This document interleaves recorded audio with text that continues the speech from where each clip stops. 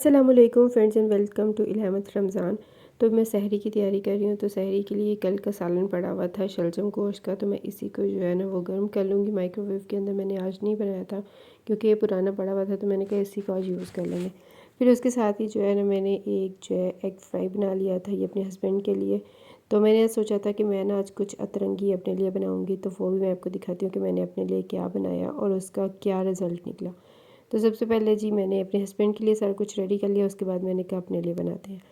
तो मैं ये लेके आई थी ओट्स बनाना है नट फ्लेवर। तो मैंने सोचा था कि मैं इसको ट्राई करूँगी और देखूँगी, अगर इसका टेस्ट अच्छा हुआ ना तो इसका बड़ा पैकेट ले आऊँगी। अभी छोटा लेके आते हैं। तो इसके ऊपर लिखा हुआ था कि इसके अंदर जो साशे है ना उसको आपने बाउल में डालना है, फिर उसके अंदर आपने जो है ना वो दूध डालना है और इसको आपने जो है वो 3 मिनट माइक्रोवेव करना है और फिर उसके बाद ये रेडी हो जाएगा। तो इसके अंदर जो है ना वो बादाम थे, उसके अलावा और भी पिस्ता थे और भी काफ़ी सारी चीज़ें थी जिसका मुझे नहीं पता था। तो फिर इसको रखते हैं माइक्रोवेव में 3 मिनट के लिए। तो शलजम गोश्त वाला सालन जो था वो गर्म हो गया था। अब इसको निकालते हैं और इसको रखते हैं और इसको देते हैं 3 मिनट का टाइम, और फिर इसके बाद देखेंगे कि इसका क्या रिज़ल्ट आएगा। अच्छा, जैसे जैसे ये टाइम गुजर रहा था ना इसकी बड़ी प्यारी खुशबू आ रही थी और मैं बहुत ज़्यादा एक्साइटेड हो रही थी कि यार ये बहुत ही कुछ मज़े का बनेगा, बहुत ही कुछ मज़े का होगा। 3 मिनट के बाद जब मैंने इसको निकाला तो ये बहुत ही ज़्यादा थिक था, मतलब अजीब ही लग रहा था। तो मैंने इसको चेक किया, इसका टेस्ट बिल्कुल भी मज़े का नहीं था। फिर उसके अंदर मैंने मज़ीद दूध डाला ताकि कुछ मज़े का हो जाए। तो जबकि उन्होंने जो पैकेट में था उन्होंने जितना दूध मैंने पहले डाला था उतना ही उन्होंने कहा था हाफ़ कप जो है वो दूध डालना, मैंने हाफ़ कप ही डाला था, लेकिन उसका कोई टेस्ट नहीं था। फिर मैंने इस तरह चेक किया, इस तरह में इसका कोई टेस्ट नहीं था। मतलब ये सहरी जो है ना अंडा पराठा और ये मेरे हस्बैंड के लिए थी और ये एक्सपेरिमेंटल जो था ना ये मेरे लिए था। तो इसका टेस्ट जो था ना वो बहुत ही अजीब था, मतलब खाया नहीं जा रहा था मुझसे। 2-3 चम्मच खाए गए, उसके अलावा जो है मुझसे खाया नहीं गया। अजीब, मतलब अखरोट बादाम और इसकी खुशबू दिमाग को चढ़ रही थी और ऐसे लग रहा था जैसे वॉमिट आ जाएगी।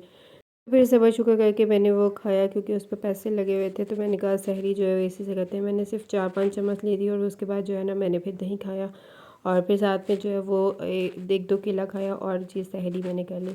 फिर उसके बाद जी मैंने बर्तन धोए। तो मुझे लग रहा था मेरे ना 110 रुपये जो है ना वो वेस्ट हो गए। मतलब ये बड़ा अजीब सा था और मैंने शुक्र किया कि मैंने इसका बड़ा पैकेट नहीं ले आई। अभी मैंने इसको ट्राई के लिए छोटा ही लिया था। मैंने कहा था इसको ट्राई करके ना जब मुझे ये अच्छा लगेगा ना तो फिर मैं बड़ा पैकेट ले आऊँगी। तो पता नहीं अमीर लोग ये ओट्स कैसे खा लेते हैं, मुझसे तो खाया ही नहीं गया। मतलब एक तो इसका फ्लेवर भी बड़ा अजीब था ऊपर से ये ओट्स मुझे पसंद भी नहीं है।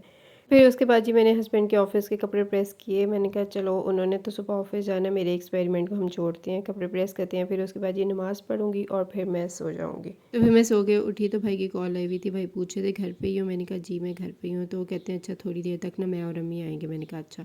अम्मी और भाई जो थे ना वो अब ईद देने आए हुए थे। भाभी ने जो है वो शॉपिंग की थी अपनी सबकी भी, मतलब बच्चों की, अपनी अम्मी की, सबकी ईद की शॉपिंग की थी। तो फिर उन्होंने मेरे लिए भी ये कपड़े लिए थे। तो वो भाई कह रहे थे मैं देने आ रहा हूँ। मैंने कहा चलें ठीक है। तो भाई ने कपड़ों के साथ जो है वो पैसे दिए। मैंने कहा नहीं पैसे रहने दो, कपड़े ही बहुत है। तो भाई कहते हैं नहीं नहीं पैसे भी ले लो, जूते वगैरह बाकी जो चीज़ें हैं ना वो लेना है। मैंने काफ़ी मना किया मगर वो कहते हैं नहीं नहीं। तो फिर उसके बाद जो है भाई लेने चले गए मोहित को स्कूल से, क्योंकि मोहित का स्कूल यहाँ से करीब ही था।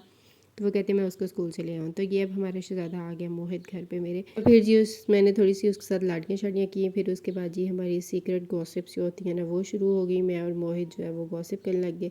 वो कह रहा था कि डैडी को ना भेजो, हमारा सीक्रेट है। मैंने कहा चलो कोई बात नहीं, खैर है।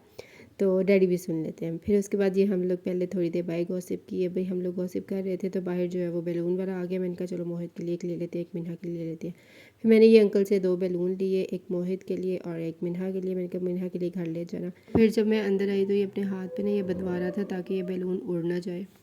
नहीं, मैं अपने बेटे के लिए और लूँगी। ये लेना और टॉयज लेना। कौन सा टॉयज?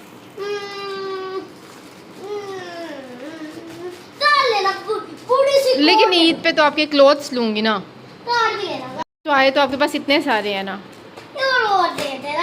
अच्छा क्या, कौन सा टॉय लेना है? बहुत ज्यादा।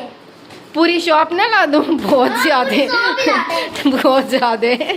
इतने रखने कहाँ पे है, घर में तो जगह खत्म हो जाएगी। पूरा जब लगता आएंगे ना स्वात में पूरा घर भरा होगा मेरा। चलो ठीक है, मैं स्वात में आऊँगी फिर घर बड़ा होगा। ठीक है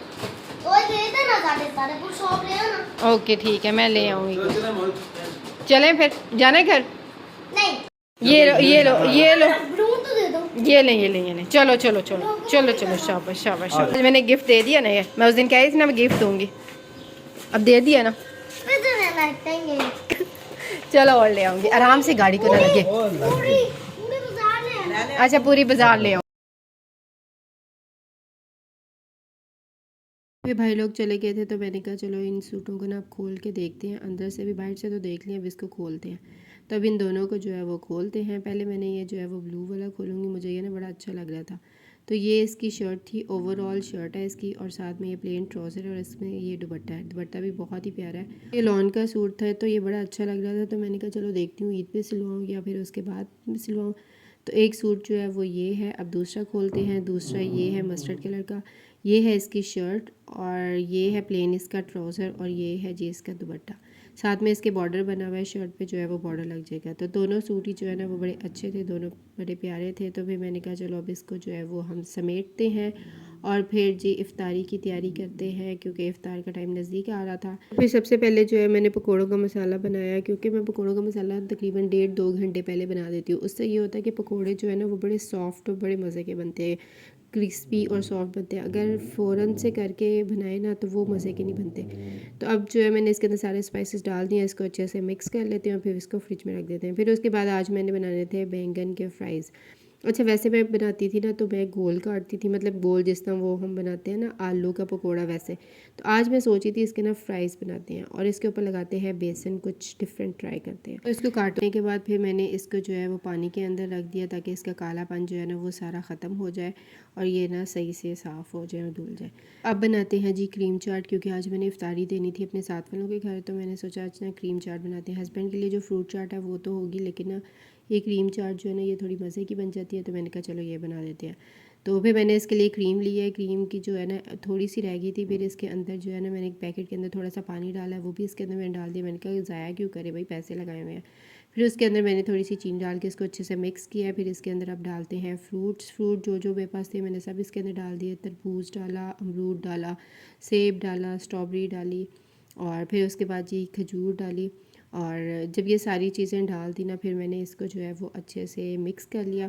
और मुझे याद ही नहीं रहा कि मैंने इसके अंदर केला भी डालना है। केला हालांकि कटा हुआ पड़ा हुआ था, लेकिन मुझे बाद में याद आया, फिर मैंने इसके अंदर केला भी ये डाल दिया। फिर मैंने कहा कि अभी से ही जो है ना एक बाउल के अंदर उनके लिए डाल के रख देते हैं ताकि बाद में जो है ना वो मसला ना हो।